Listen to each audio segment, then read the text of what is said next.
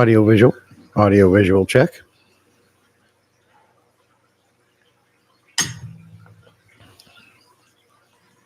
Who do we got? We got Jody P. Oops, World's in. Christine. Linda Worth. Cecil. Good to see everybody. Hey, Paul.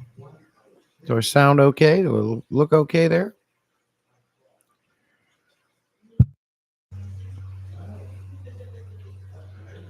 Hey, Linda. We are live through YouTube. I like the free 1080p you get with this. Jody P, how are you? How's everybody doing? It is cold, I'm sure. I know it's cold where you guys are at. I've been seeing some of your posts and pictures. So right now it's been 23 degrees all day where I was at, but there's always a steady wind. Home here, it's about 27 and no wind. We're supposed to get some snow, and I hope we do. It'll be the first time in a long time. Don't get a lot of snow down here, but it does get cold. Jody P, or anybody, audio, visual, good? Everything sounds okay?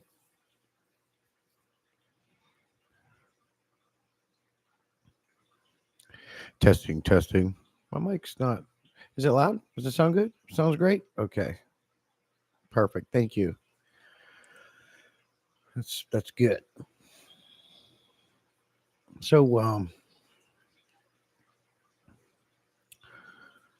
how many of you that are in chat right now keep mbuna?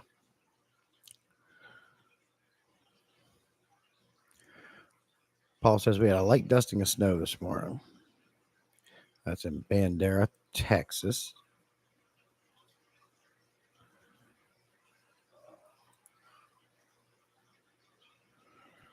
That's how you do that.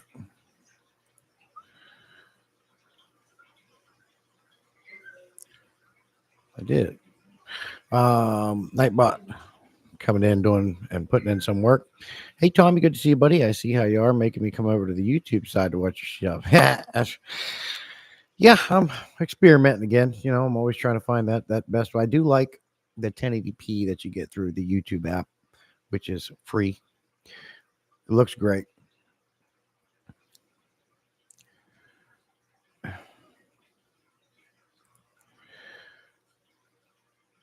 Jody P doesn't have any mbuna. Who else has a mbuna? Paul Newman has some yellow labs. Well, you got some. Do you have a lot, Paul?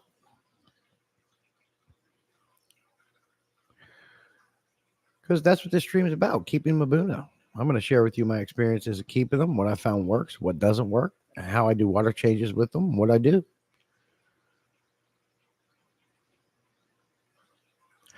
But I'll start off by saying this. They are one of the most absolute hardiest fish I have ever kept. Knock on wood, I never have any problems out of them.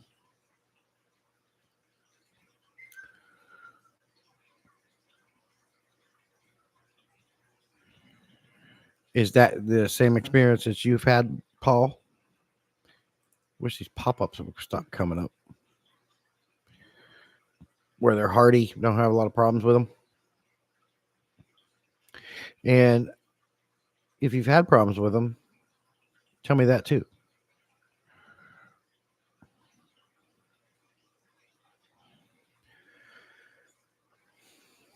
My gosh. Yeah, I'm tossing a couple things around with the channel as well. Because as you know, or you don't know, over at Rumble, you have a little bit more freedom of speech over there. So you can swear, you can say how you feel, and not have to worry about getting your hand slapped by YouTube. So I'm tossing around a couple ideas for the channel coming up. And I kind of I did away with multiple platform streaming. That's what I've always done for the last couple of years. And I'm not really finding too much of a benefit from it. when I can come onto the YouTube studio, which is obviously native to the channel, everything works smoother and more linear. You get free 1080p along with it. Of course, everything's built in and everything just works a lot better. Spirit in the Sky Blue, that is a new name. Good to see you. How are you? Appreciate you stopping in. Same here. Better than your peacocks. Now, peacocks and haps I've never kept. But I got a lot of mbuna, and I love the color. Of course, the color is one of the big selling features of them, but I love how active they are as well. And you got a lot of different species. So you got a lot of different looking fish, all from the same family that are colorful. They just like to have rocks and things to hide in, as opposed to your peacocks and haps. They're more of a free swimmer. They like to have more space. I really probably out of any of the cichlids, I like that's a broad, that's a loaded thing to say because there's so many cichlids out there. It's ridiculous. Like there's fish that are cichlids that you probably don't even realize are cichlids. And of course, I also like South Americans, a lot of South Americans. Now I've never kept any of these New World cichlids, but I've got South Americans and Africans. And Mbuna's got to be my favorite so far. I love how active they are. They're very hardy. Have you guys seen my short that I put out a couple days ago, shouting out Garcia's channel? You see how they just came to me when I was feeding them, and it's kind of funny in the beginning of that short. I was kind of sneaking up on them because when you feed them, you're in the splash zone, baby. Yeah, feed them things and close that lid, or you're going to get wet. That's why I was like, Jesus. Thank you for following. Thank you. I've been following you for a long time. I don't chat or comment much, but it's nice to see you. Well, I appreciate it, Spirit in the Sky. Appreciate you following along. And I'm glad that you've decided to chat here this evening. Stephen P's in. Good to see you, buddy. Stephen P recently canceled his live stream because he had to spend the evening building a fire right in the middle of his living room. He went and got those pavers you can get from Lowe's, and he made a circle there, and he put down some, like, he was going to use tin foil, but I said, don't use tin foil. You're going to need like a sheet of metal or something. So he went out and got metal, and he made a fire pit right in the middle of his living room, put the wood in there, and kept him and his family warm.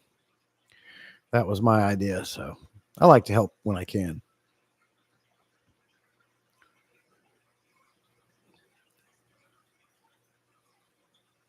Jim's Fish. You got what package?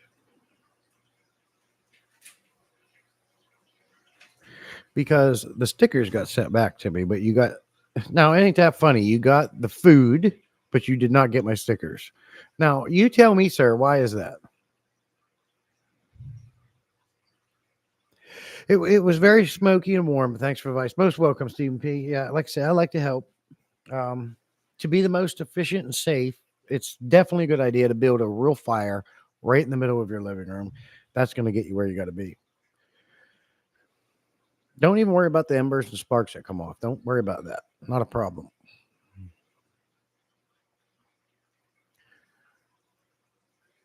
Stephen P got 7 to 8 inches of snow. We're supposed to get snow. I hope we do. The mail is dumb. It can be. It's crazy that you got that. But you know what? Out of everything, I'm glad you got the food.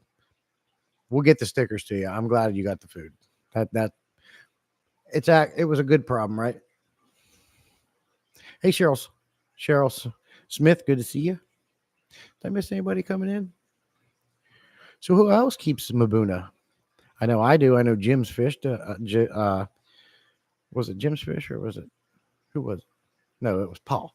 Paul Newman has some mbunas, and I kid. Who else keeps mbuna? That's going to be the topic of tonight's live stream. Keeping a mbuna, and I'm going to share with you my tricks and tips that I've learned over the years with them.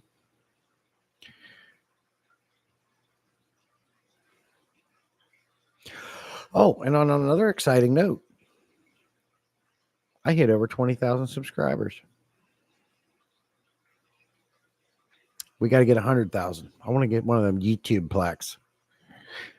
I want to get 100,000 subscribers. As soon as I hit it and I get one of them YouTube plaques, I mean, I don't know all the ins and outs to get that. I don't know if you have to have a certain amount of watch hours too. I think it's just subscribers. As soon as I get that 100,000 subscribers and I get a YouTube plaque, I'm quitting and I'm done. So I can say, yeah, I had a channel and I did it. I won. I got a YouTube plaque.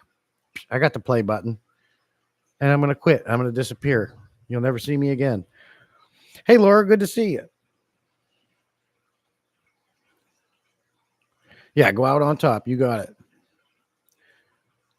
Whip just wants 1,000. Go, ram it. Hey, Whip, good to see you, buddy. With that glorious hair, you should get it in no time. Of course, there for a while, you really weren't putting videos out. I noticed you started picking up and putting more videos out, and I asked you, you doing it to get hit that 1,000? You said yeah. So, but since then you've been doing a lot more videos and live streams. So now it should pick up for you. You're so full of ornery.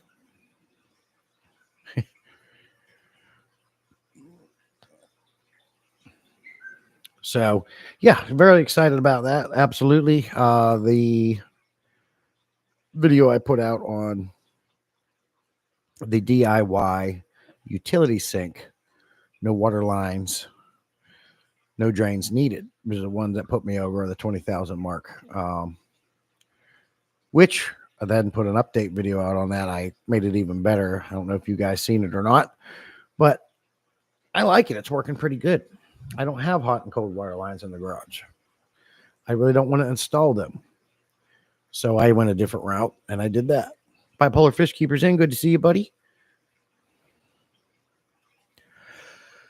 I was over on, I joined Jim, Happy Place, and Tommy for a little bit over in Rumble the other night, and that was fun. It's fun to go up there and chat with those guys over at Rumble. Rumble's a different bird, man. You can go there and just speak your mind, speak freely, and don't have to worry about nothing. That's what it's all about. And I will be doing some live streams over there just solely on Rumble too. So if you don't have a Rumble channel, consider making one so you can join our live streams over there. Several of you, a lot of you already have. It'd be cool if we get more people over there. We're trying to grow the community over there, and it's going to be a good time. It's the same thing as YouTube with some differences. Some of them are amazing differences, but it's a lot smaller. There's not as many users on it. It's up and coming. There's millions of users, but it's not on the level of the YouTube and such. But it's built for the smaller content creator. So a lot of it, Tommy can tell you all the ins and outs. If you, like I say, if you don't have a Rumble, just download it and make an account. Come over and chat with us, hang out with us. It'd be great. We're trying to build that community over there. Hey, Mad Mex, good to see you, buddy. Lurking and working. Mad Mex, he streams during the day and works at night. He has shift work.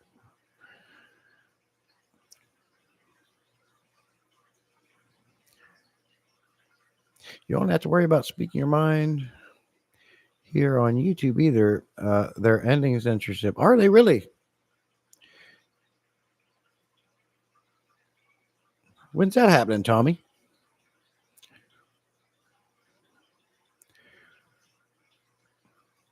Because that'd be great. Because I one time got my hand slapped by YouTube for saying arsehole. I got the old dreaded message that says, don't do that again. Understand? Get it?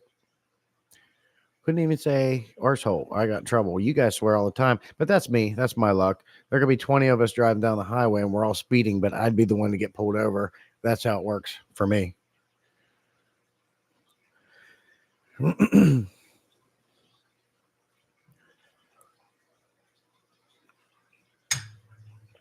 Yeah, Whips World. You said that before. He drops the F-bomb all the time. Never got the letter. I did. And if you get 3 strikes against you on YouTube, you're out. They delete your channel permanently.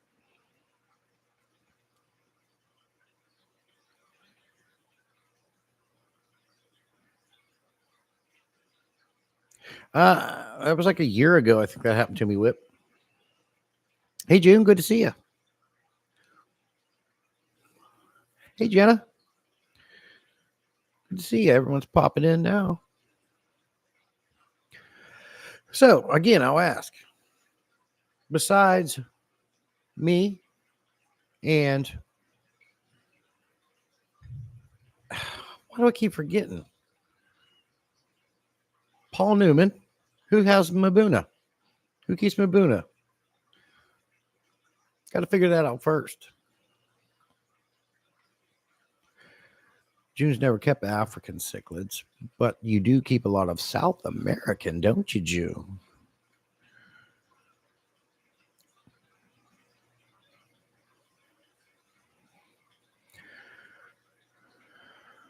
See, it stayed there.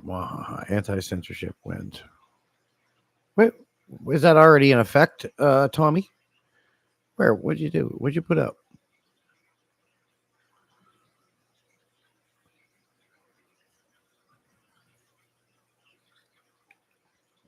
Yeah, you keep Oscars.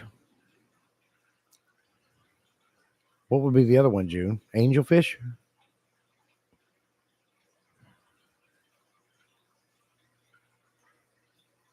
I didn't hear about that, Tommy. I'm curious about that. I didn't know they were going to get rid of censorship. They may as well. I mean, some of these big channels on here, some of these chicks, they're doing some crazy stuff, but they also bring in a lot more money. So I guess if you have enough money, you can do whatever you want. I don't know, but I'll say what I want, where I want. Either way, I will not go quietly, nor will I be censored anywhere. Well, not really, sir. I mean, they did boot you off, but that wasn't for swearing or anything. That was for selling your own pictures that you made but copyrighted somehow. Yeah. Figure that one out.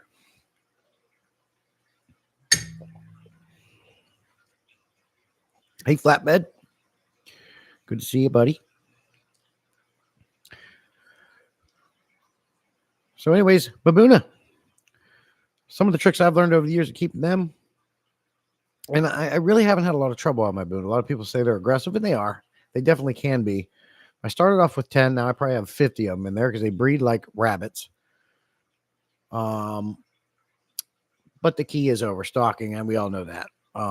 With aggressive fish, some people, I think Ben Ochart was talking about it, and he really doesn't believe in overstocking anymore. He really doesn't think that truly does anything with his experience. But in my experience, it's a wonder. It absolutely is. I think he still believes in overstocking if you have to, but it didn't never work for him. But for me, it works a lot. It works well. They never fight. They'll chase each other from time to time, but they never fight to the death. Now, when I first started, they did bully one, but I was able to bring him back, and I put him in the 125 community tank there, and he's still in there to this day, and he doesn't bother anybody, and he's one of the bigger ones. Now, I don't know all these scientific names. I can't tell you all these scientific names of these fish. I just get lost and start calling them Libetus chromos doridus because they all got names like that. Who the heck can remember all of them? I can't. But I don't have a lot of problems with aggressions with my mbunas. They all get along very well. And they keep reproducing in that aquarium. It is an overstocked, highly overstocked 75-gallon mbuna tank, ran by an FX4 and an AC 110 as backup. And of course, it's filled with Texas Holy Rock. They've got lots of places to hide. And I did have to add some dragonstone in to create more caves as they got more and more of them. I always have a power head running that aquarium. I believe a power head acts as a dither fish. It gives them something else to do, something else to focus on. And when you put all these things together in one pot or aquarium, so to speak, I'm not having too much of an issue. Now, I did notice one not long ago started getting a bubble eye. His one eye was bubbling up, flame. The names escape me. But so all I did, and I don't think it was from aggression. I believe maybe he like rubbed it off a rock or something. All I did was add salt into the aquarium, and I did that, and it went away. So minor fix, caught it early, good to go. That's the most issue I've had out on my mbunas since I started keeping them. And they look great. They're growing good. They eat good. So that's my spiel on the aggression part of mbuna. Tommy says, okay, I'll stop him being a terror is all. I've been talking. I've been yapping my gums. And I didn't see. Oh, you're good, Tommy. Chromis Doritus. Yep. Labitus Chromis Doritus. And sometimes the blue ones are the Ranch Doritus. Bipolar Fishkeeper has a bumblebee. I have one bumblebee. And he's cool. I don't have any problems out of him. All the rest are. I have. Wait a minute. All my other mbuna are cool with each other. Okay. Tommy's never kept mbuna. Geos are the closest. There's a couple fish I want to get next, and that's going to be the Geophagus sveni, however you say it. And I want to get some of those Pandagaras. Man, they're a beautiful, cute little fish.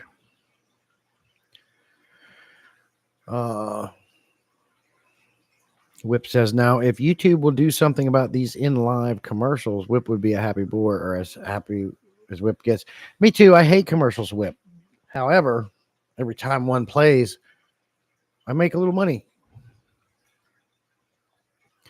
That's Pipe Dream Whip. I watched a video from JP Sears yesterday that was 7 minutes long, and 4 minutes of it was commercials.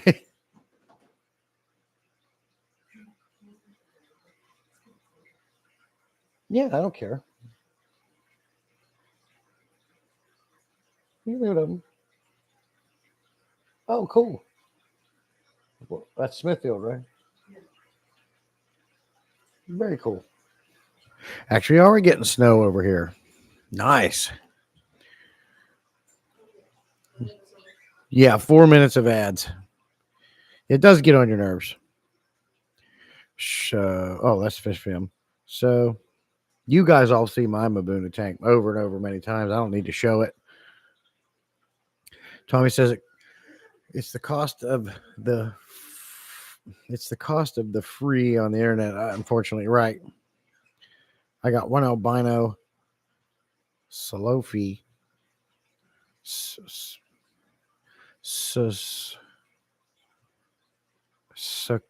I can't say that. Sokolofi. I don't know how you guys say all these dang technical fish names. I can't pronounce them. The Oscar is easy. Ostronautus, whatever and whatever. And then the yellow labs are Labida chromis. That's where the lab comes from. But all this Salosi, it's just so much easier to say Labida chromis Doritus. And your blue ones are Cool Ranch. Very simple. So for now on, I'll be calling all my fish Labida chromis Doritus or Labida chromis Ranchus Doritus.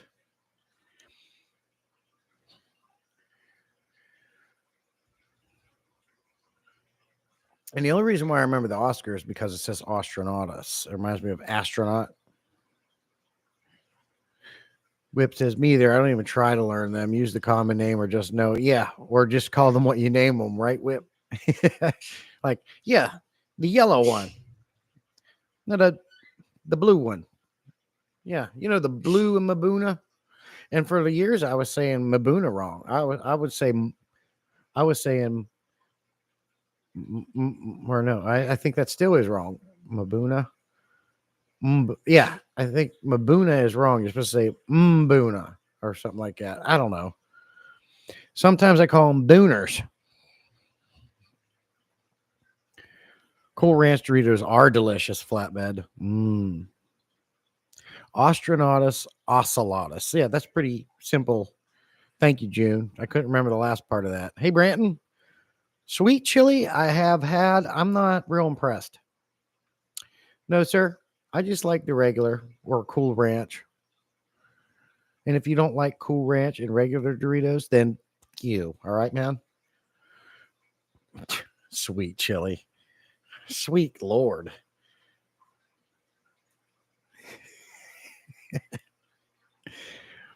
Hey, we got to make ourselves laugh, right? Speaking of coffee, I'm going to give you guys another little tip. You guys ready for this?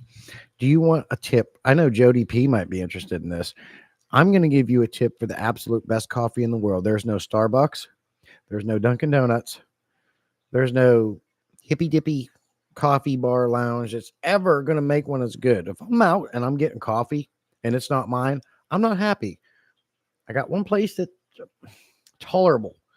Nothing's better than my own. And everyone that comes to my house and has my coffee says the same thing. It's the best coffee they ever had. So if you guys want me to share you a trade secret on coffee, let me know in chat.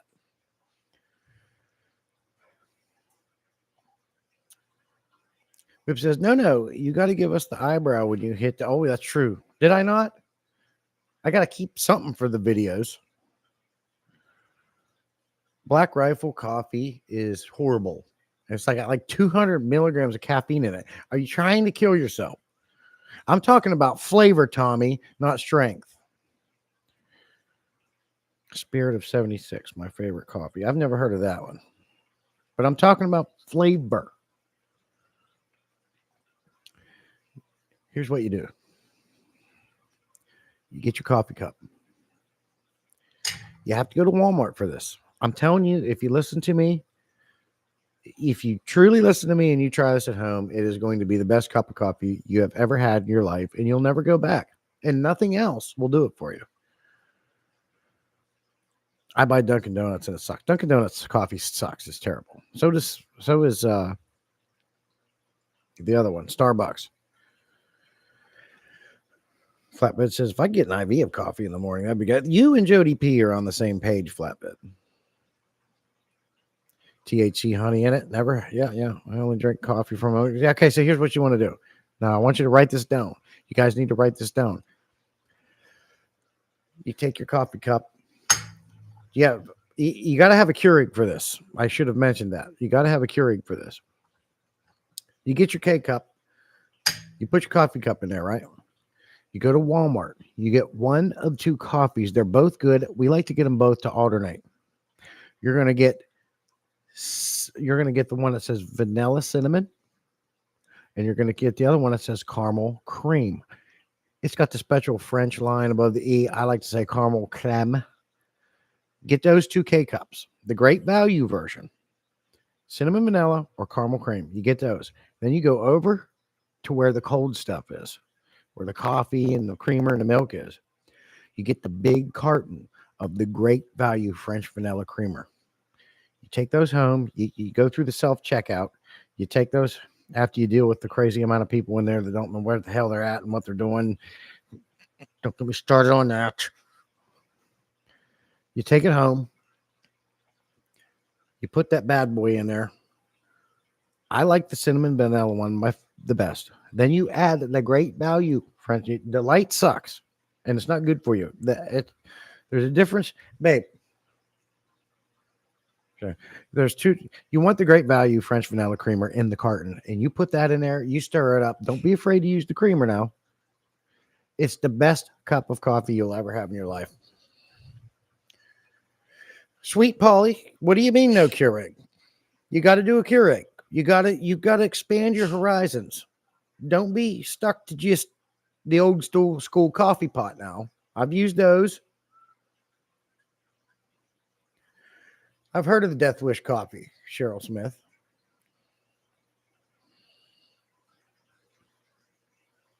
$76 definitely does not have, okay, it's good stuff. Some of it has extra caffeine, but it's labeled that way. Jody P and I only drink coffee from home. Timmy's and Timmy Horton is. Now, I think I had that once years ago. I can't remember it. I did. But I can't remember what it's like. So I'll take your word on that, Flatbed. Whip says, I drink it because I can't drink energy drinks. So I don't drink pop anymore either, Whip. It's crap. It's good, but it's crap. I don't have that. I just use two heaping. Yeah, you go with the old school coffee pot. Get you a Keurig and try my suggestion, Jody P. You'll never go back to the old way. I promise you. I'm telling you, do what I say. I promise you, you'll never go back. Yes, I've tried cold foam. I hate it. Myself, tell me. Now, see, Flatbed, I would drink regular black coffee. I would. But I can't because it gives me terrible acid reflux. I have to have creamer in it or I'm done for. It's got to be diabetic friendly or no go. Okay, Whip. I got you. Same for flatbed. Uh, Now, Tommy says on a rare occasion that I have an energy drink, I just sip one can for like 3 days. Now, my favorite energy drink when I would have them was Red Bull, the only one that actually pepped me up. And I like the taste, especially that cranberry one. Jody P says, I want my coffee at the ready. I'm like, oh, you don't have to wait for it, Jody P. The Keurig's faster than the coffee pot. I've had one of those bun coffee pots that make them pretty quick, but we got that single K cup machine. As soon as you put it down, you hit the button, it's filling your coffee cup up. Tommy says, I'm hyperactive enough. Yeah, absolutely. So let me put this in lines for you. Have you guys ever seen the movie Over the Hedge when that squirrel took a little sip of an energy drink and he went like the speed of light? That's Tommy if he drinks an energy drink. Where he's moving so fast, everything else is in slow motion, and he's just a nut job.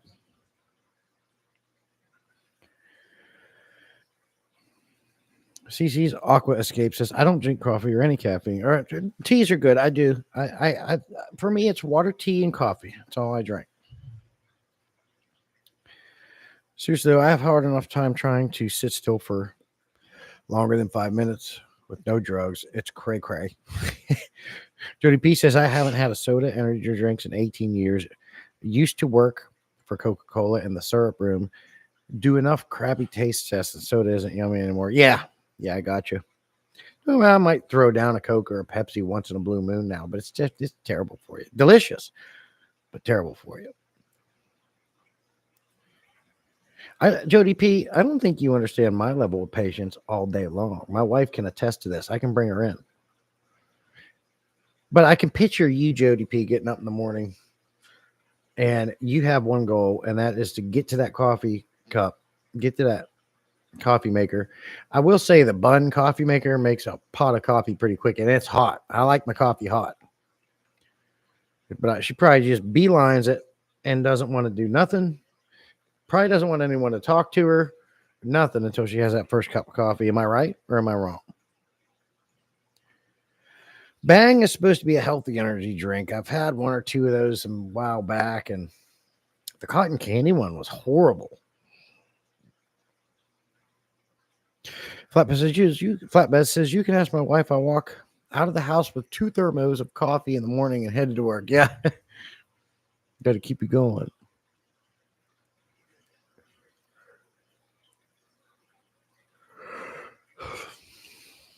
Tommy doesn't do soda. Water, coffee, and beer for mostly bougie beer. Bipolar says, I need coffee before any interactions in the morning. Sounds right. Brant says, my coffee maker makes a pot 15 minutes. Oh, you got that on time, Branton. Yeah, look at the big brain in the room, putting it on the timer. Flatbed says, when I found out you need a hazmat license to haul most soda syrup, I didn't know that. Flatbed kind of makes sense. What do you know? It's that high fructose corn syrup in it. That's the worst thing. That and the crazy amounts of sugar. We're in the shower, mister. That's all right, Branton. Bang's definitely not healthy, but it's healthier. Yeah, kind of like smoking versus vaping.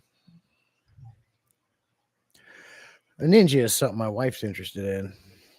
But Cheryl says, my Ninja coffee maker does K-cups in less than 60 seconds. Make a cup, then make a pot for later. That sounds good. Hey, Janice, good to see you. Appreciate you coming in. Judy P says, my coffee's already ready before I get out of bed. Same thing. You put her on the timer until at least 1 cup is gone. That's why I get up so much earlier than everyone. Hi to you, Janice. Good to see you. Put this thing down is going to have to go. This thing's driving me nuts. Whip says, I've ingested so many energy drinks, they stopped working for me. It was no different than drinking energy carbonated water. I walked out of the house with a 60 ounce of coffee now and buy more on the road. I got you. Yeah, they're bad for you. Droopy says, you're supposed to be OSHA certified to unload the tankers too, but that didn't stop me. Yeah. Just lucky you don't get caught, right? Soda syrup's classified as a corrosive. Dang, I didn't realize that. Well, I mean, we all know the trick of soaking a nail and putting a nail in Coca-Cola to eventually get the rust off it. So what do you think it's doing to your stomach? Brandon also has the espresso machine if he's feeling extra froggy. Man.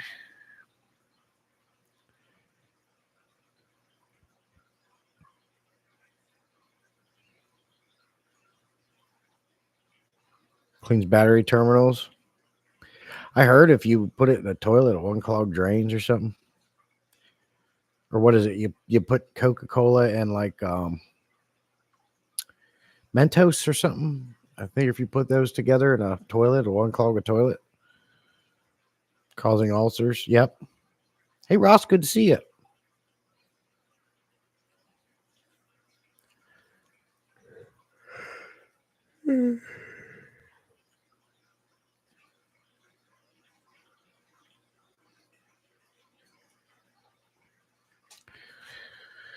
I honestly don't know why I try to create a topic on these live streams because I always go off topic anyways and just talk about whatever the hell we want to talk about. So I think I'm just going to go with that for now. One. Ben Ochart is very good at having a topic and sticking to it. I always get sidetracked with everything else. I think that makes it a little bit more interesting live streams. And then you can always come back to the topic in between. What do you guys think? You two every time, Whip. I got a topic. We're going to talk about mbuna tonight. And then I already shared my tricks, most of them. And now we've been talking about energy drinks, coffee, and pop.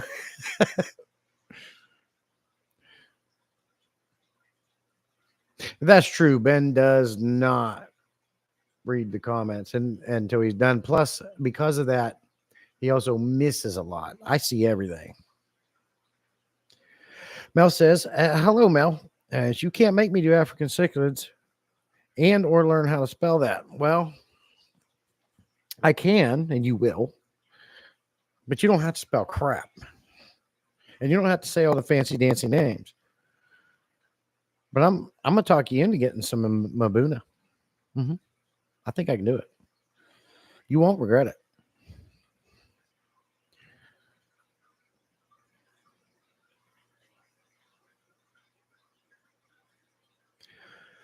I'll get African cichlids. I am going to get pandagoras as soon as you send them to me, Mel. It would be a perfect time to ship, Mel. It's like 20 degrees out. Come on. We don't. I'll get. Let me say. We definitely don't condone doing your fish. Ew. Brent did mbunas for years. Sometimes I miss it. Most times I don't. Why? The only thing I don't like about mbunas is one thing. They breed like rabbits.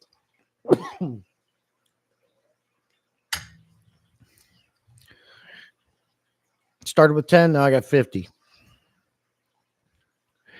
Christine says, okay, what there was a menopause ad? Are you trying to tell us something? I don't know what's being played. I don't even see them. I just keep talking. But I mean, did it help you? Did it inform you or anything? See, I don't have any aggression problems with mine, Brandon. Never. One time when I first got them, years later, they all get along.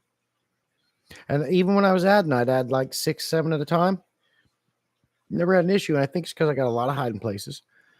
Power head always on, acting kind of like a dither fish and distraction.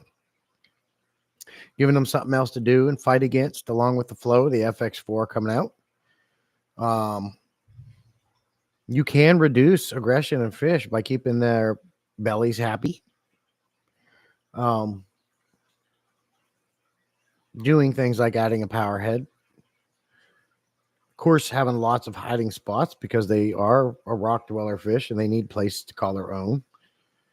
And the sand, they love to dig. That gives them something to do. Keeping them busy, breaking the line of sight. all this stuff. I just full bellies. I never have an issue.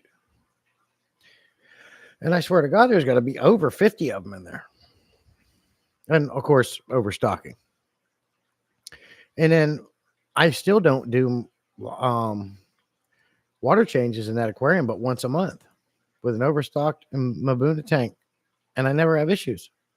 But I do add the cichlid lake salt every time I do a water change. And the Texas Holy Rock naturally raises and buffers the pH.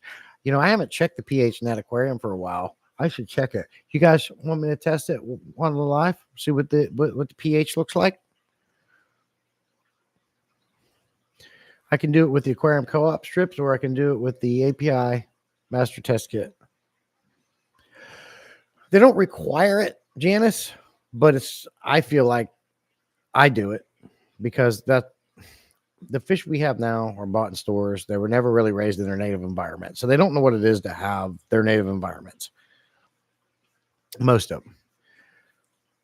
But does that change years of genetics, which are still within the fish, regardless of where you got them, where they were born? African cichlids need a higher pH, upwards of 8.0. So I like to keep my pH up there, but I do it naturally. I don't raise my pH. I don't chase my pH. I just raise it and buffer it naturally with limestone. Or you can get the cichlid sand, which lasts for a little while, a couple of years. But the Texas Holy Rock is doing most of that work there. And so it stays around 7.8 for me. So I think, yes, it's not required, but I think if you do it, you're going to have better results in the long run.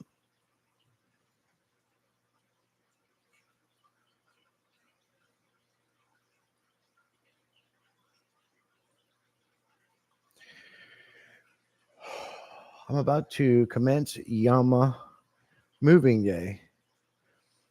That and or pull female swordtail and save some fry. Choices. Ross says, I have. Now, Ross is one for the scientific names here. I can't pronounce this. I have Metriaslema,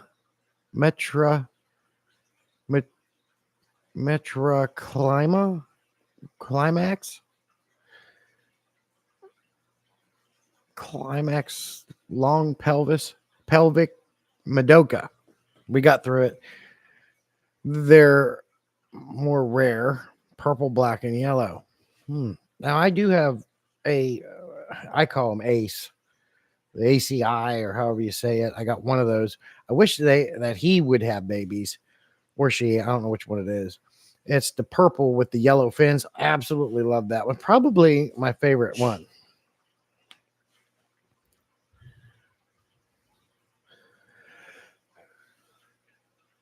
No, believe me, I know, Jesse, that was a comparative statement. Oh, gotcha. Okay, gotcha, Brandon. I mean, that's twice now. No, it didn't help me, Jesse. Community tanks are nice. I agree. You get a lot of different fish, a lot of activity. If I had to get rid of all my aquariums and I could keep one, I would keep this 300-gallon, and it would just be a big community tank. So I'm with you on that, Branton. Was that English, Ross? Whip would like to know. 1,000 times, yes, Jesse. 1,000 times. I'm a little behind. I'm not sure. Not sure what that was for, that reply. Hey, Scotty, good to see you.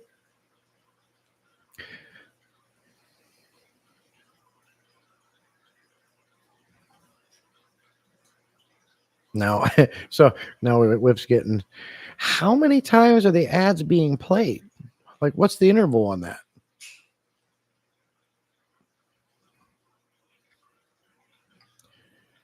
Just so you guys know, there is no more coffee in this cup. I just keep sipping from it, hoping that it would just magically fill back up. You asked if you should test tanks. Oh, yeah.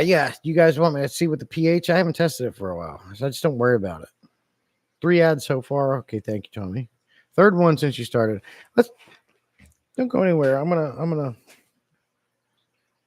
put my stick in this water and see what the pH looks like.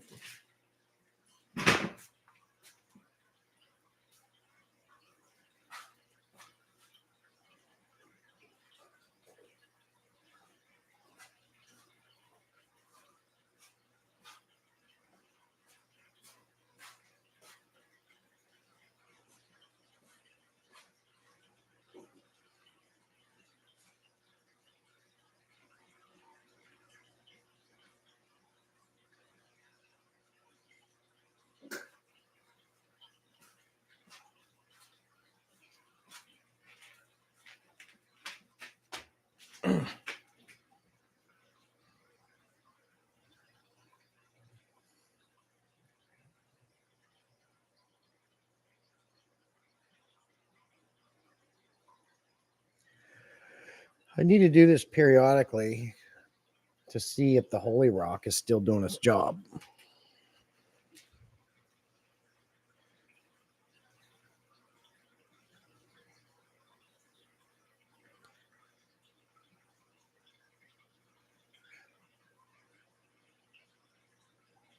Cecil only saw one ad. It was a dirty old man. I might have taken that wrong. If you were. Sweet Polly says, are there a brand of test strips that are better than others? So many choices. I used to think so, Sweet Polly. I definitely used to think that, but I was wrong. If you were going to ask me what test strip that I would buy, I would get the Aquarium Co-op test strips. But do the Tetra ones work that you can get from Walmart or PetSmart or Petco's? They all work. Not one is more accurate than the other. Which I previously thought was. And I'll tell you who cleared it up for me was Dan over at Everyday Fish Keeping. You got to look at it like this.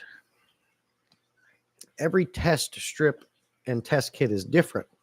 They're all going to give you a measurement within your aquariums, but each one is going to test it differently because they're different.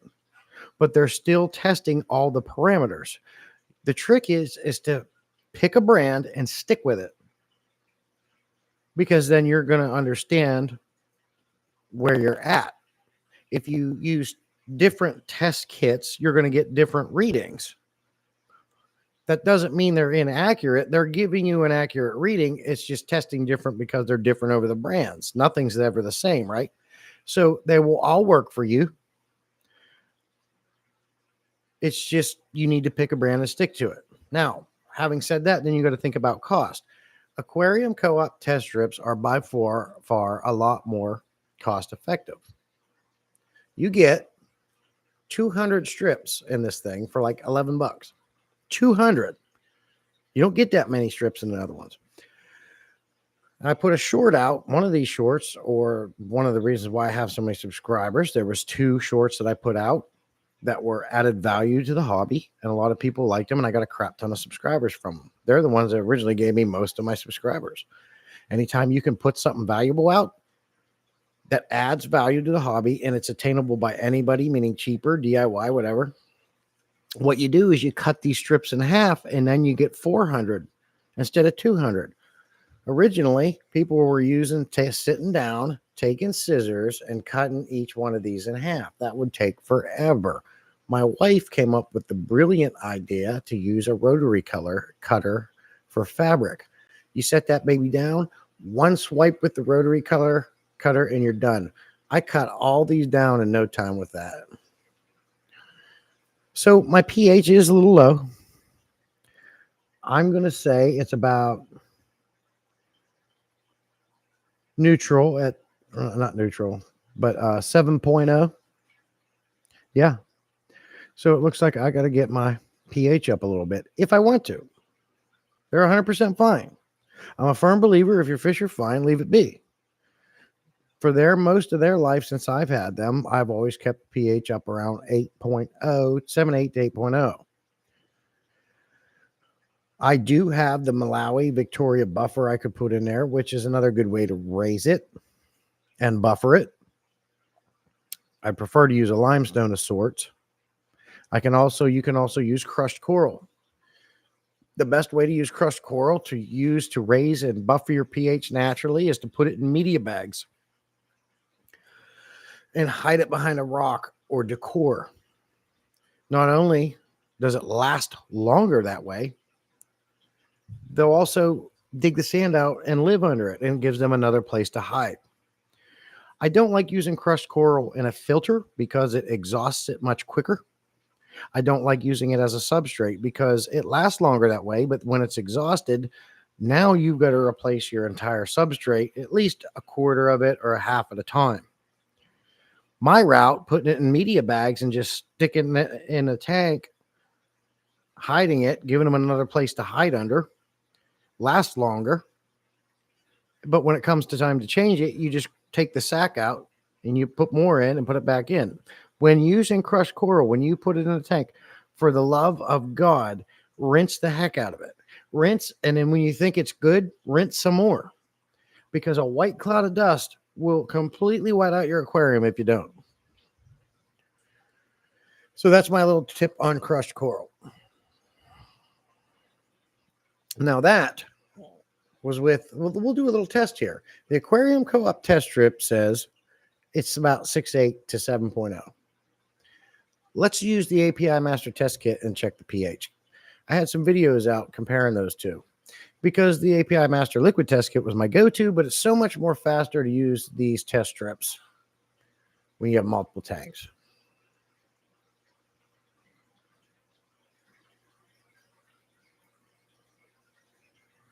My stick. That's why I put water. My stick in the water, Tommy. My stick. Hey, Jose. Good to see you, buddy. Toucher work best for Whip's World. Not a fan of API? Okay. Why is that, Whip? Why would you not be a fan of the API Master Test Kit? I mean, it's like the staple, man. It's like everybody likes the API. It takes forever, the liquid. But one thing I've always learned, anything you have to work harder for usually turns out to be better. You know what I mean? Hey, Atkins, good to see you. Yeah, you will have that milky tank. Okay, yeah. Let me go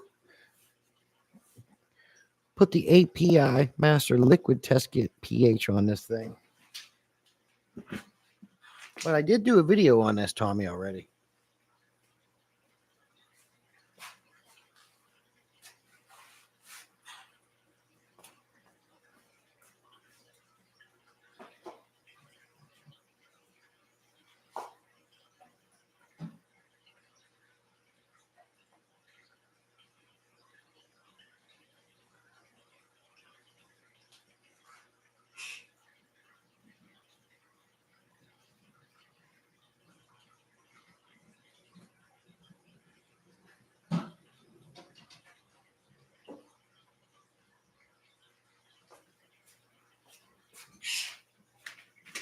This is one problem with using this test kit. 9 times out of 10, you don't use them all, and this one's now expired. But luckily, I have more, and this one's good till 2020, 2020, 2020, 27.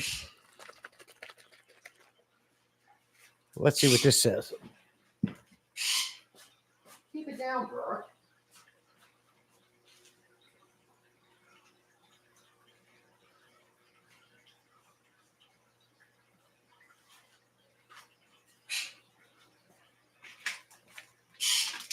Easy, Bert.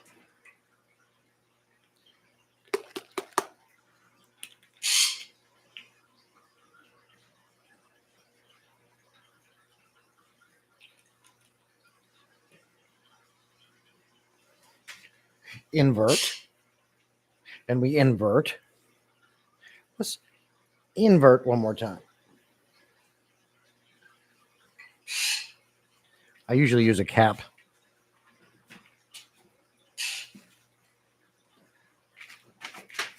Oh, I forgot my thing.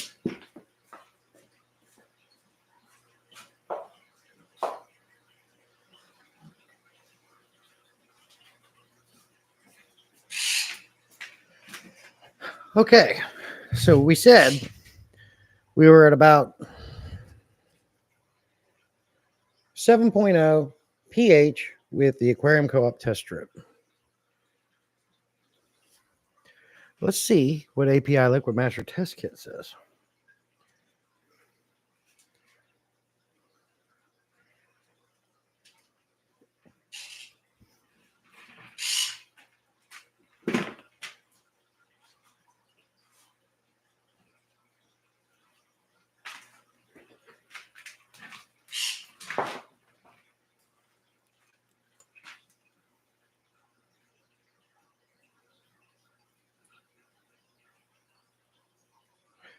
Seven 7.2.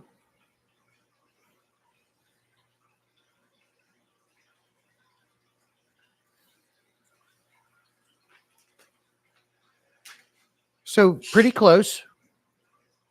I got 7.2 on the API Liquid Master Test Kit and about 6.8 to 7.0 on the Aquarium Co-op test strip.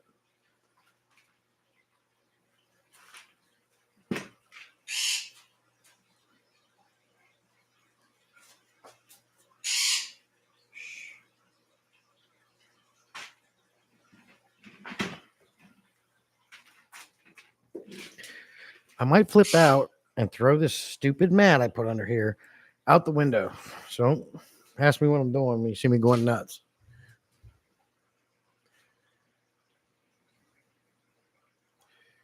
Hey, P-Tag, good to see you, buddy. I was comparing the pH in my 75-gallon mbuna tank with the Aquarium Co-op test strip versus the API Liquid Master Test Kit. Yeah, it is too low. I haven't tested it in a while. I usually keep it around 7.8, 7 or to 8.0. Obviously my Texas Holy Rock and the cichlid sand I had in there is exhausted. So my trick to do it is what I like to do is use crushed coral to raise it naturally and buffer it. I do have the Seachem Malawi Victoria buffer for that. I guess is from what I understand is safe to use because it's not a pH upper. It's a buffer. It's better.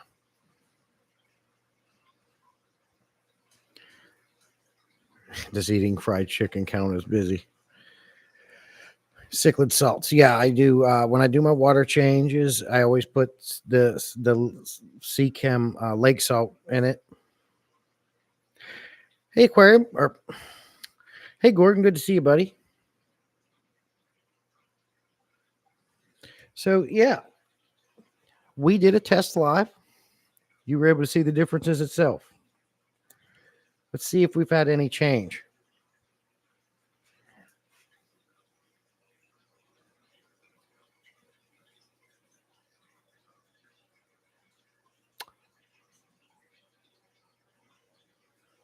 Nope, it's still at 7.2. And the Aquarium Co-op test strip says it's very close to the same. And the video I did prior on testing these two and comparing them had the same result then, where they were pretty much comparable.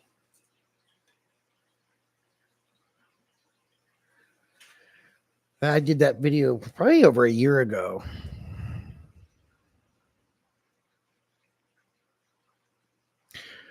Oh, not really busy. It's cold week, so not much expect. So not much expect homeschool stuff on the podcast tomorrow. Okay, I got you, Tommy. I do feel it's important because don't get me wrong, there's times I've tested my aquariums and I got a false reading. One time I used the Aquarium Co-op test strip, was testing the tank, and it said I had ammonia. It said I had like nitrite. So I was like, I don't think so. That doesn't seem right. Unless I got a dead fish I don't know about somewhere that's fairly large. Grab the API Liquid Master Test Kit. No problem. So you do have, as with anything, your lemons. Oh, P-Tag, that's the, a lot of microphones have this, but yeah, and I can double tap it, turn it off. Tap turns it back on. I can change the different lighting. This is called Fire. It matches the keyboard I have. And all the Razer products have their own app, which is called the Synapse app, and I can go in there and change all these colors. I can change what the buttons do. A lot of options. Yeah, it looks like a lava lamp. Yeah, it's supposed to look like fire, like a torch.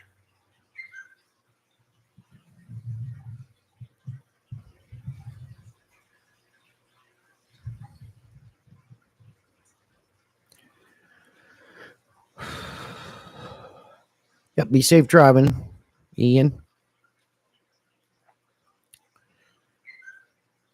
Did anybody see Sarah the Great's video she put out about that new tank she's setting up? It was labeled "She is big" or something like that. I had to comment on her video and I said, "Why does it got to be a she? Because you're a girl? Yeah. Why can't the tank be a he?" It was just an observation. I think she has yet to get back to me. Cecil saw it. Jody P saw it. She was like the last comment on there. Supper time. All right, Jody P. Appreciate you.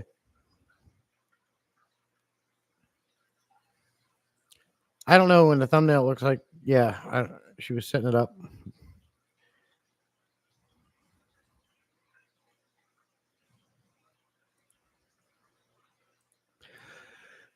I saw the sump setup for Daddy.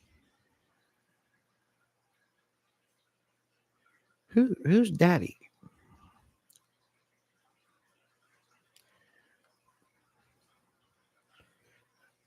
Who's Daddy Skitty?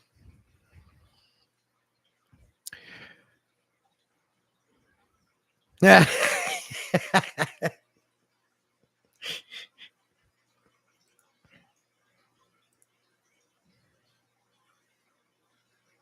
Gordon's daddy. That's funny.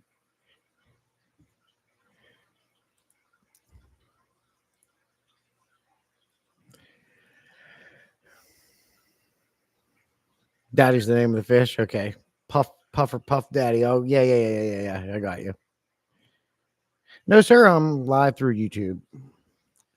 I kind of doing away with the multi streaming, man. I'm not really seeing too much value in it. I was discussing this earlier. I just don't see the value in it, man. I'm a firm believer of networking, getting your name out there and trying multiple different things, but I feel doing this is going to open me up to an avenue of something else I'm going to be trying soon. So why not just stream live through YouTube? It's native. Everything works stream seamlessly, linear, less issues. Everything's built in, right? I was always streaming to Facebook, YouTube, and I would alternate between Twitter and Twitch at the time. But once they started asking you to pay to do it, I got rid of them. And then I went to Rumble. So I think what I'm going to do now is I'm just going to go through YouTube. And then I'm also going to start streaming solely through Rumble. Now, I can also get on Rumble and stream to the YouTube channel. So for now on, I'm just going to be using YouTube and Rumble.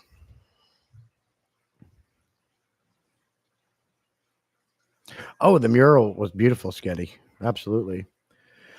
Just one more fish says, lurking while working in the fish room. What's up with these ads, though? Yeah, everyone's saying that. What are we getting? Some crazy ads now? I'm hearing we're getting menopausal and dental. Man, and they're annoying.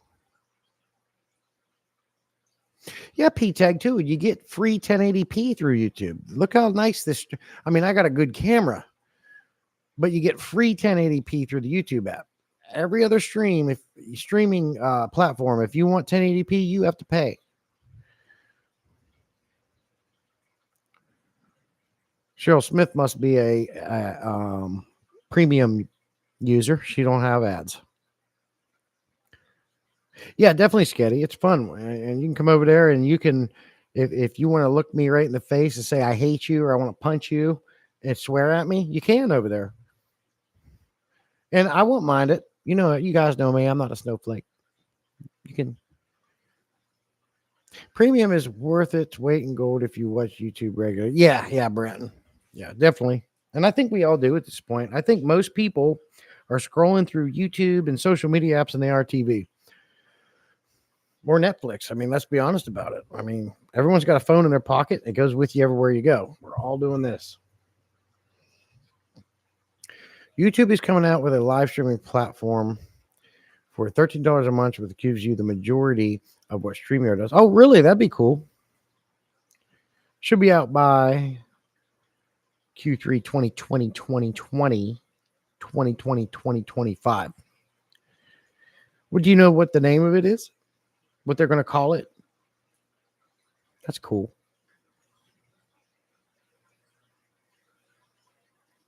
Yeah, that's the only thing that I didn't. I would have always went through the YouTube studio or YouTube and live stream, but I hated that you couldn't just put a link in the chat and have people come up on the fly. That's one thing I didn't like. You got the different features like putting your logo on and having a ticker going across the bottom and adding intros and outros. I think you can do that on here. I just don't know how, but no, they're gonna, if they're coming out with a new platform, you said a new streaming platform that has more features on it, like StreamYard, certainly they're gonna call it something else. Not just YouTube. They're called like UStreamTube or something. I don't know. Man.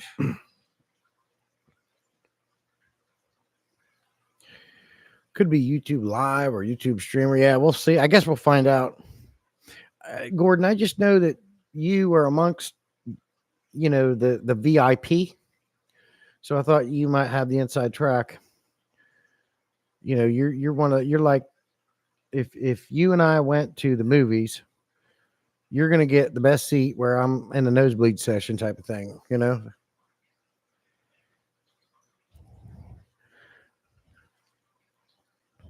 YouTube Premium became a staple when I listened to the YouTube music at work all day, every day. Yeah.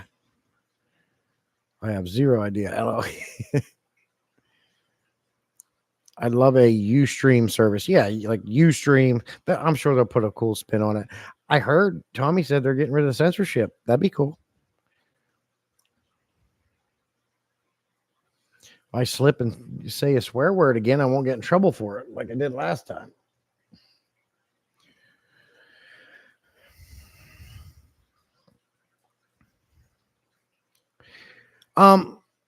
Now, Gordon, did you start your podcast? You were talking about certain. Did I may have missed it? Did you start doing your podcast? They are. Trump doing something right. Good. After 30 minutes or so, see, that never made sense to me. Why can't you swear for 30 minutes, but it's okay after? What do they watch you for the first 30 minutes and they say, all right, this guy's all right, and leave?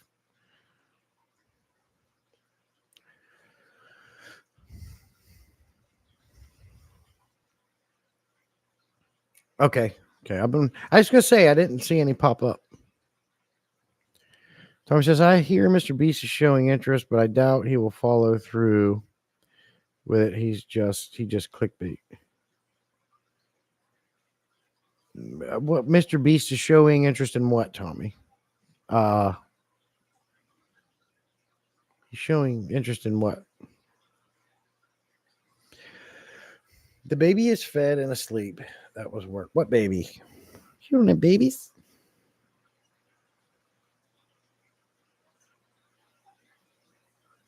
Wide open soon, like it used to be. Okay, very cool. Those are very cool.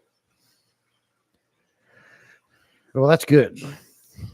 I mean, I don't mind some censorship, but half the stuff you see on these shorts, and especially a lot of these things that women are doing, it's like, I mean, it's next to porn. So it's like, why?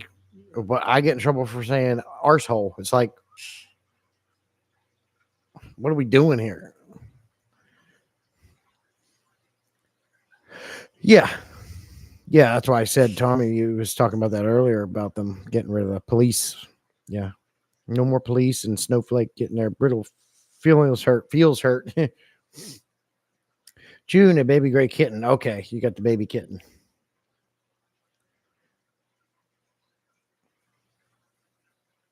One grumpy 2-egg doe kitten. The mom left it from the kitchen.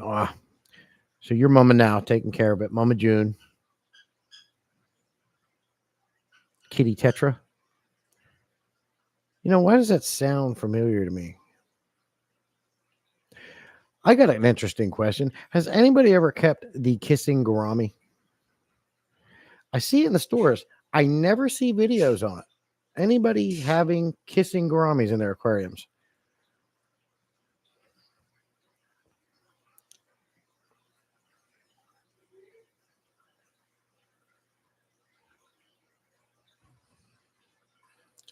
You just realize it's just one fish you don't see too much of people talking about. Always. Cecil had them back in 1988 when he was 2 years old. Because he's only like 36 right now. You've seen them. You ever, that's what I'm saying. Anybody ever keep one? Keep a couple of them?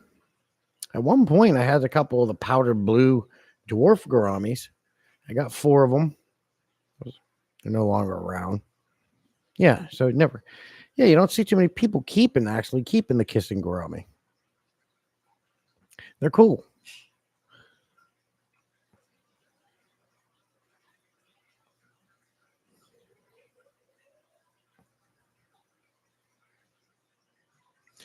Gordon's going to be going live later talking about snakeheads. I hear a lot of people like that fish. Never owned one. Who was talking about? Can't remember who was talking about. Said they'd love to have some more snakeheads. You've kept some kissing gouramis, Gordon?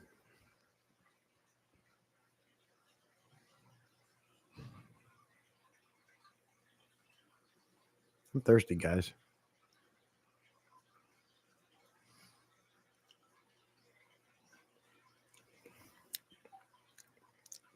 It doesn't taste like Kool-Aid. Don't do that.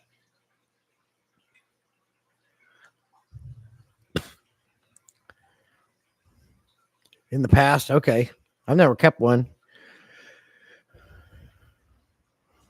Jose says I kept them in the 80s. I keep them in the 80s.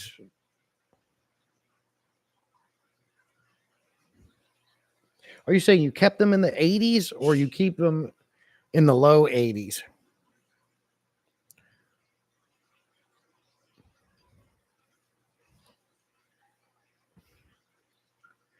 Yeah, that definitely didn't taste like it looked. I thought it looked a little bit like Kool-Aid. Man, I'm getting hot. So I've had to jack my Mr. Cool unit up to 83 degrees in order to keep my tanks right in here and the birds warm next door.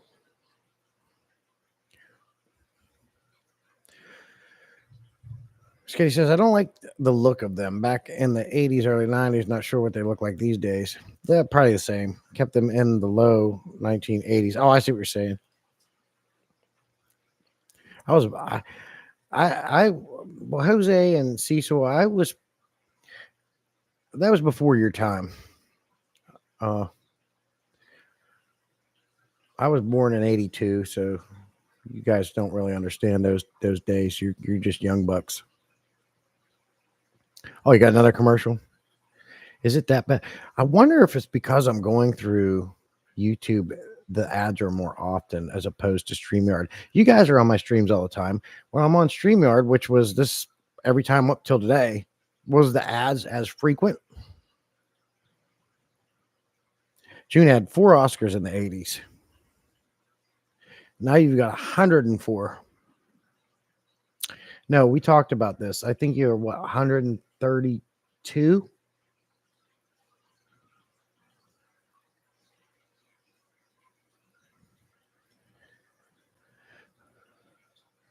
I didn't say much about them, Skitty. I was just saying that they probably look the same as they did then. They might have some different colored ones and different strands, if you will, of them now, but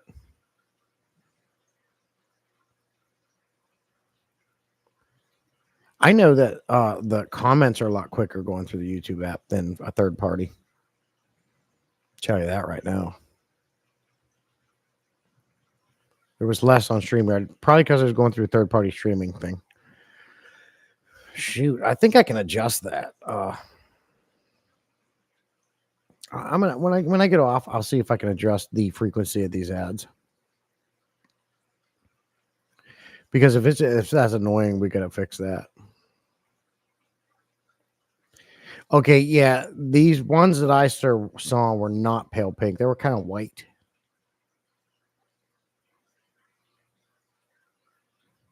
Wait, is one fish's name Jesse too? Absolutely, Gordon. It is revenue. Um, absolutely. But like June, she could do it. She don't put them on. I don't want people to be annoyed all the time. But you do. I do make a little bit of money off of them.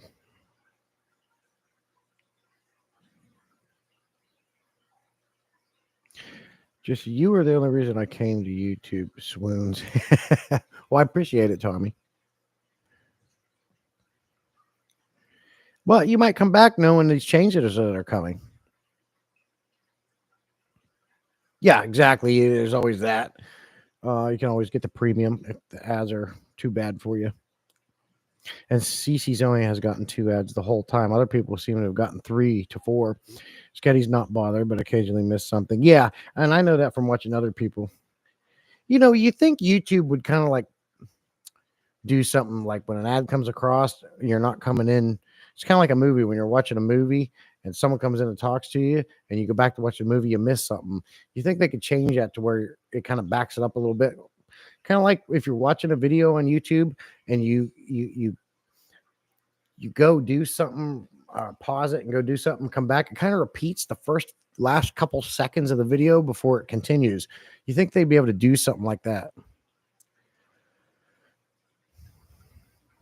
Jana says, I don't have premium, but I barely get ads on the big screen, but I've already had 5 on my iPad. Okay, maybe it's a lot more mobile native or something.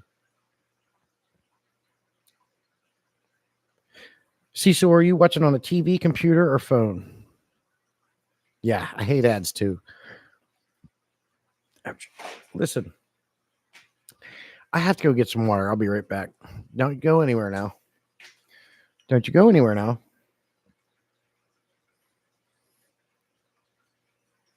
Garcia.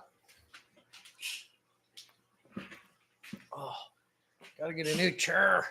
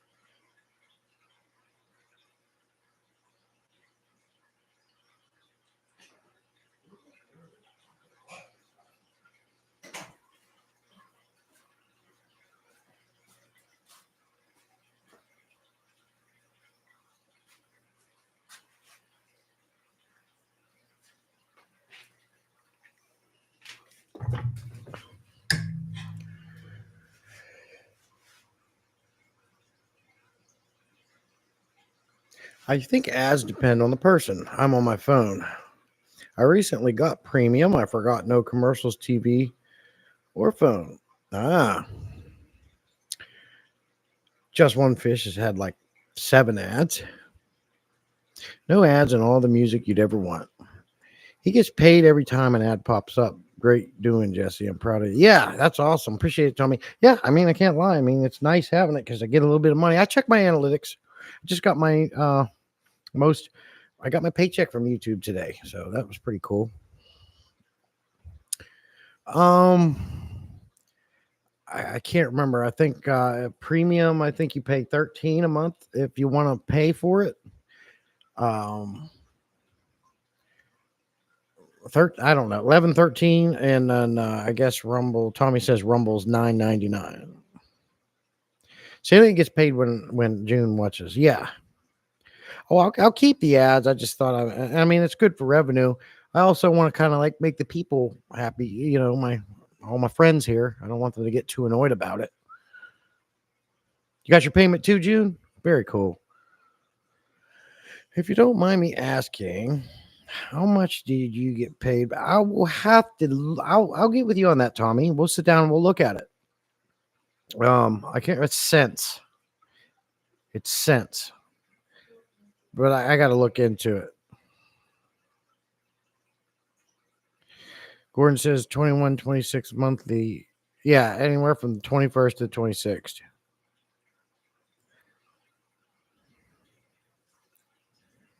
June says turn the ads off. Yeah, June don't do ads.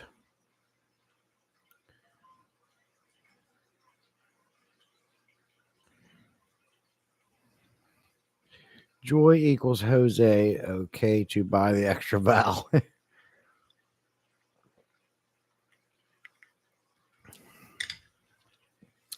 Well, yeah, Tommy. June says she gets paid every $100 made. Gordon says, well, we need to pay for this hobby some way. You are dedicating your time to entertain people that holds a value. Keep the ads. It shouldn't annoy your friends. Yeah, I got you. Absolutely. And I mean, that's the whole point. It does offset the cost of the hobby. Having sponsors help. I am where I wanted to be when I started this thing 2 years ago. Met friends, made friends all over the world. Get to share the hobby with the world, and at the same time I make a little bit of money and get some support to offset the cost of the hobby. If my channel doesn't go any bigger than it is now or any better, I'm not mad. 100% happy.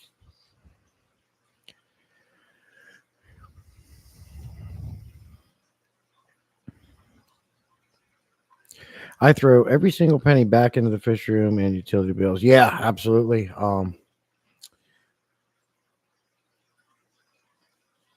I try to keep the fish room as efficient as possible. For example, I'm heating and cooling the room now. You can see the Mr. Cool unit. I have the hardest time pointing on it right there. I heat and cool the room. I don't have heaters in my aquariums. So that's one less thing, several things less on the electric bill. I do monthly maintenance. I don't have to do water changes but once a month.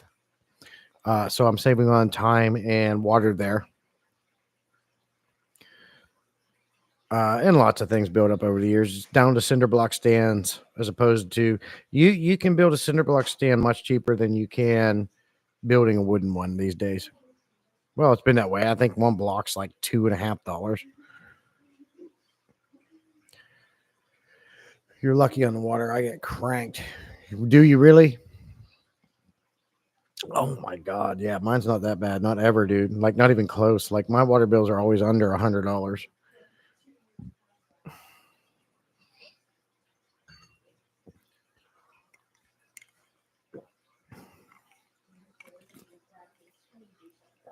Well, June's is always the same. Never going over.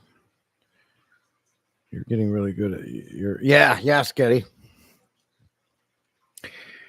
I was putting them out every day. I think I'm going to reduce that to once a week because I don't want it to get old fast type of thing. So the FU series shorts are going to be down to one a week. Gives me time to really think of something good and really put a nice one together. At the same time, it won't get old for you guys.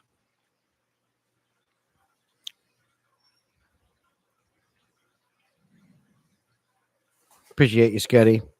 And that's my favorite thing when someone comments that I've really helped somebody or I'm making you guys laugh. Those are my absolute two favorite things to do is to make somebody laugh, put a smile on your face, and actually teach somebody something that they may not have learned. And the other thing is I'm learning too. I'm going to be making a video on that Higer hang on the back canister filter, which by the way is still going strong, and I do like it. As I've said before, I'm seeing how far it can go until it needs cleaned. And right now it's still going on strong. I'm looking at my phone because I had a guy open my eyes about this Higer hang on the back canister filter. He brought something very interesting to my attention about it. And I relayed it to Higer. And I'm going to be shouting this fella out, and I'm going to go ahead and give him a shout out now. He's obviously not on here, but okay, Gordon, appreciate you, buddy. We'll see you over there. This guy's name is Peg Leg Greg. And this is what he wrote on this video, on the video I put out. On the Higer hang on the back canister. The big issue with this is the way the flow is designed. If you analyze it, the sucked up water first encounters those two sponges, which are the thinnest media in the canister. There's an even layer of floss too. Then they goes over the biomedia and then through the big black coarse sponge. And in terms of mechanical filtration, this is completely the opposite way to go about it. Coarse to fine. Otherwise, the filter can clog up way faster. So I got online. I looked up the water flow, how the water flows through that canister filter. He was 100% right. Higer has it completely backwards. The water comes in the intake. The first thing it hits is the fine media pads. Then it goes over the bio balls and then through the coarse sponge filter back into the aquarium. So I relayed this to Higer and said, yeah, you guys might want to talk to your dev team. They got the media backwards. The coarse sponge should be the first thing the water flows through to get out the larger debris, then the bio balls, and then finally polishing the water through the finer filter pads before it goes out into the aquarium. This is the main rule of thumb, ideal media setup. That's what I told them, and she's going to pass that along. So maybe they can, rather they keep the system the same, they just need to swap the sponge for the fine filter pads. So I suggested to them, so you don't have to go nuts. Why don't you redesign the first two sponges instead of them being the fine filter, be two little coarse sponges, and then turn what's currently the coarse sponge into the fine. So we'll see what happens. But he pointed it out to me, and I didn't even realize that.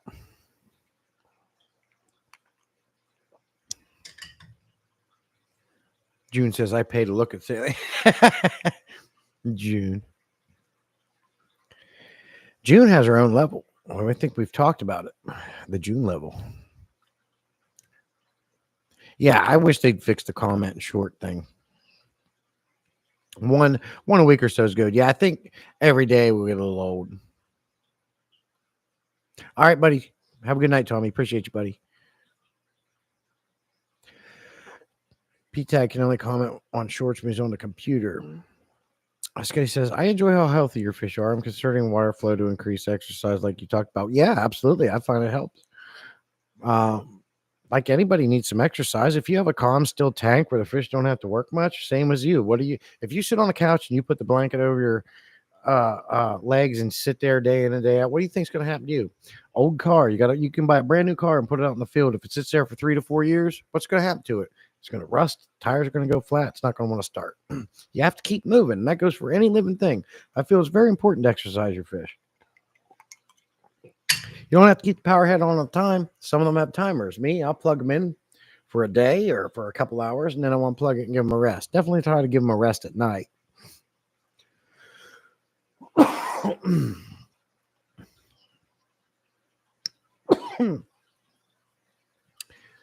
God. No, you can't rearrange the sponges in it. I'll show you why.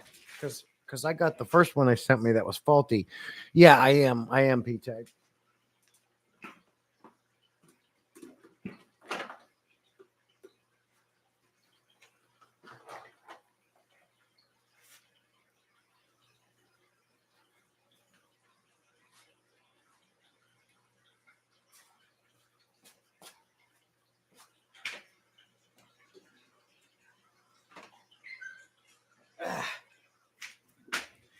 Now, if one wanted to, you just fill it with polyfill. So you have this piece. This is a sponge filter it comes with. A very tiny hole. That's the coarse sponge. This is the last thing the water goes through. It should be the first. You get 2 of these. So here's the inside of what the canister looks like. Okay. You see the groove, you see this goes here. Right now we look like that. Then you get 2 sacks of bio balls. They go in here. And then you take these. They sit on top of that. One on top of the other. When the lid is on, and you look it up online, it shows you the water path. It first goes through these. It goes through the fine filter pads that are sitting here, and then the bio balls are sitting down in here. It goes through them, and then it comes up through the coarse sponge and back out to the aquarium. It's completely backwards. And as you can see, June, because of the shape and how they fit in this thing, there's no reversing them.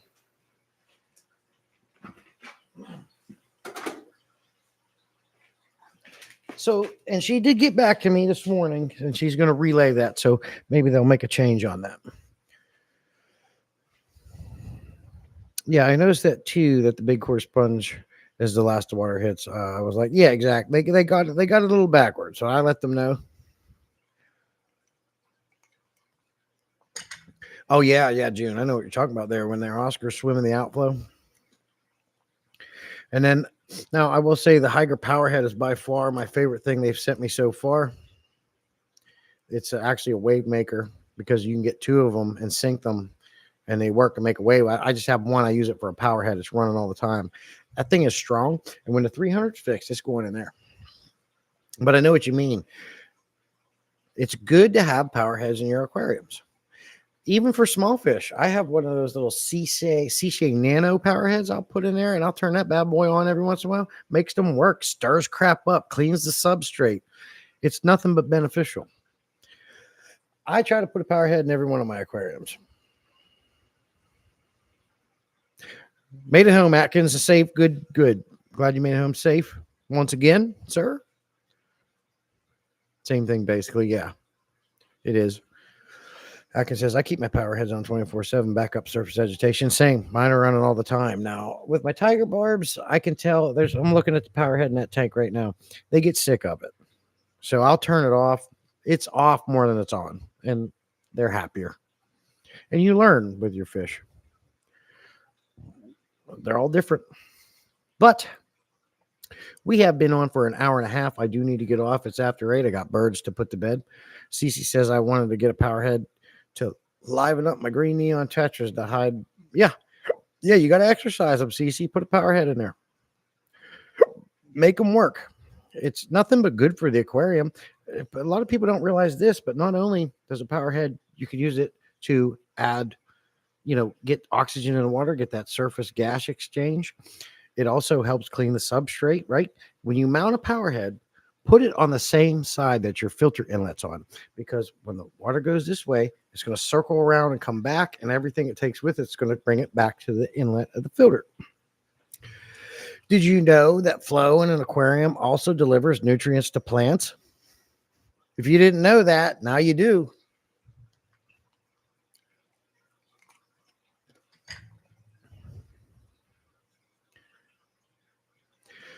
Daniel Ingalls, good to see you, buddy. He also says, is the higher HOB canister filter? I saw a price tag doing his review on it. Might consider it a 40 gallon. Yes, I did a review on it as well. It's up and running. It's still going strong. I like it.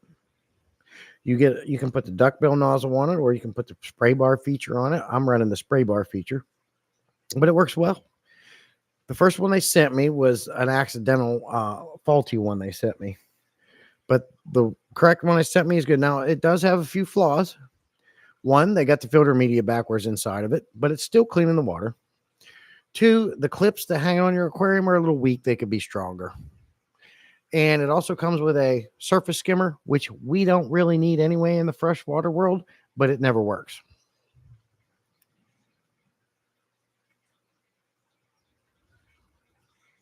Oh, they have a hybrid. They have a hang on the back canister filter, which canister filters are my absolute favorite filtration. P-Tag did the actual hang on back, but they also sent him the canister filter too. It's good for up to 65 gallons for the 8-watt version. June. You couldn't use it. Your tanks are too big. They're small. But I like it a lot better than an average hang on the back filter. I'm not a fan of HOB filters. I don't like them. So this is a HOB canister filter right up my alley.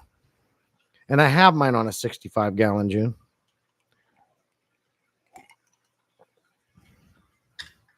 Yeah, just average. Nothing special about it, but it works. And I'm going to keep you guys updated on it. It's running strong so far.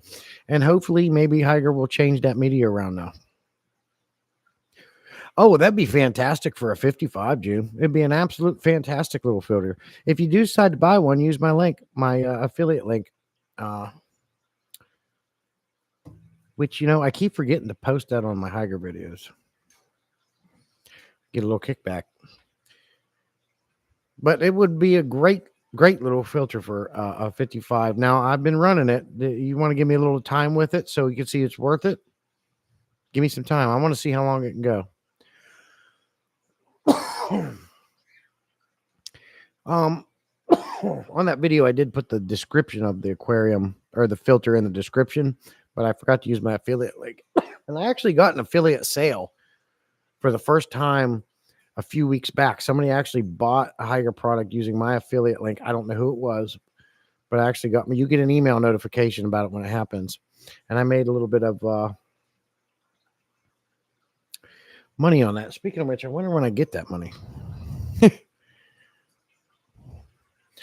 I can June, you're not in my Discord. Do you have Facebook Messenger, June? I can send you my affiliate link should be on my channel.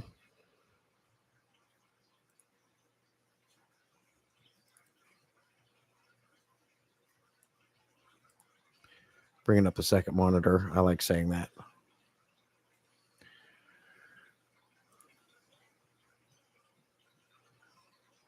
Yes, my Higer affiliate link. I'm going to put it in chat.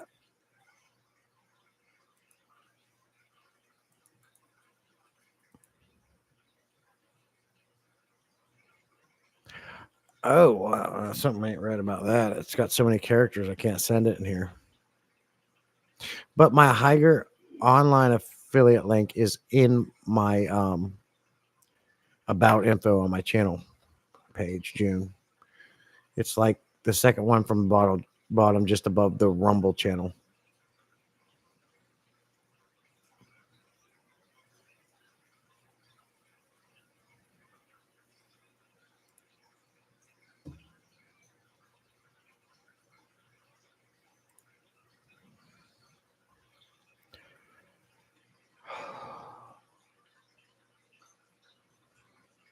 Daniel says, oh, Jose sent a super chat. Appreciate you, buddy. Thank you, man.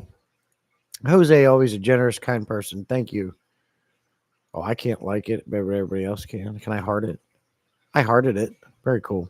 Thank you, Jose. Appreciate you, buddy. Daniel says, I have a Title 55 that I took,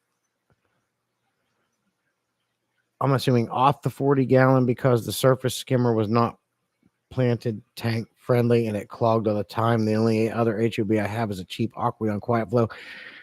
Daniel, if I was going to buy another hang on the back filter, it would be the Aqueon Quiet Flows. They are by far my favorite hang on the back filter. They are quiet. They run forever. I'm a big fan of Aqueon Quiet Flow HOBs. Oh, you're talking about now, June. I think you're talking about the Marine Land penguins. I hate that filter, and the bio wheels on them are a joke. I absolutely hate the Marine Land hang on the back filter. I don't like a lot of Marine Land stuff. Period. Their glass tops are thin and terrible. The hinges have worn out on them by far more than the Aqueons have. The only thing Marine Man that I have that I actually like is one of their 48-inch LED lights. All right, buddy. Be safe at work, P-Tag. Appreciate you, buddy. Atkins says the Quiet Flow filters carry this hobby. They may have a few quirks, but they have. Oh yeah, Atkins. Like I said, they are my favorite. I don't like the way they're kind of. There's not a lot of room in them, But what it's nice about them is you don't need it because they have that baffled like plastic piece that goes in right before the water goes out of the filter, and it's designed to harbor beneficial bacteria. Um, the motor is in the water. It never needs primed. It's super quiet. They last forever. I think they could do a better design on the intake. They've always used that telescoping intake where it can break a lot of times or come out or not hold tight enough. If they would redesign their intake tubes, I really wouldn't have nothing bad to say about it.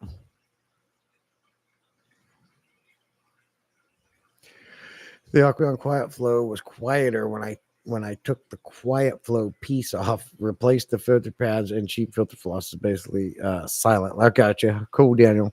And I'm a big fan of the polyfill. And really, you know, other than a sponge filter, or sorry, biological filter, got it. Fill it with polyfill. You're good to go. And you can keep rinsing polyfill over and over and over and over and keep putting it back in. But I do got to get off, guys. It's an hour 41 we've been on. I got things to take care of. I certainly appreciate you guys coming on. It's always fun. I always enjoy coming on the live stream and talking with you guys. We always end up in an awesome conversation. And we will see you Saturday morning, 9 a.m. Eastern for my hour power live stream. Make sure you be there, because if you're not, you're square. Thank you for this being here, Linda. Wait, Aqueon HOB canister filter every day, Sketty. Nothing beats a fluval canister filter. In my opinion, I'm going to say it like the king of DIY. I'll say it like this ways. In my opinion, the fluval canister filters are by far my absolute favorite filtration. I just took an FX6 apart and cleaned it after 9 months. It was pretty bad, but 9 months, people. There is no hanging the back filter. Hanging the backs you're cleaning weekly. They're always having a problem with them. 9 months. I can now run most of these FX6s and FX4s and the 407s and the 306 before I have to clean them. That's time efficiency right there. FX6 all the way. Me and June are on the same page. All right. Appreciate you guys. Talk to you later. I'll see you out in the field. We got some videos coming out. We're getting another FU short going out there. And thank you guys. You're the best. Nothing like fluval canister. You got it. And Jose's going a year on his. Love it. And actually, Jose, another thing, I have another one that was going 10 months. I decided to pull that FX out. That's the one I have the pre-filter on the intake, because I try to keep the sand out, because the Oscars are always pluming the sand up. 10 months. And because I was putting the pre-filter in, when I took that thing apart, I was looking at this thing. Did I just clean this? It was that clean. Like, I didn't have to clean it. I put it back in and started it again. Pre-filter. But if you do a pre-filter, you have to drill 1/8-inch holes all around the inlet. So when it sucks the water in, it's sucking it in through the entirety of the surface area of the sponge. If you don't do that, it's only sucking at the bottom, and it clogs in like 2 days. Yeah, pre-filter on all 4. Okay. Yep, absolutely. Then you already know. Cool. Yeah, I swear by them too. Me and June are on the same page. We love our fluvals. So, all right. You guys are the best. We'll see you Saturday. Be safe out there. Enjoy the rest of the week. Now, how do you end a stream on here? Here we go. Right. Oh, this white button in front of me says end stream.